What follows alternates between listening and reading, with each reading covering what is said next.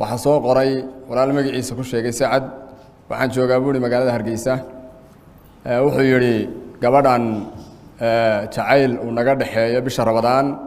ma kala hadli karaa hawshaas oo ma la sheekaysan karaa jacaylku muxuu yahay waa nin dhalinyaro sida hadalkiisa ka muuqata dumarka ajaanibta ama ninka kayaanka u ah inuu qofku la sheekaysto ama daawado shay ogsoon waa xaraam markay labada qof guur doonayaan waa loo xalaaleeyay laakiin bixad xad bay leedahay xaajada iyo baahida jirta daraadeed ayaa loogu xalaaleeyay taasina waa intay labada qof ku kala boganayaan aragooda inuu midibaka kala ku qanco sheekada iyo iswaraysigooduna waa inta loo baahan yahay laakiin intaa wixii ka sii badan xalaal ma aha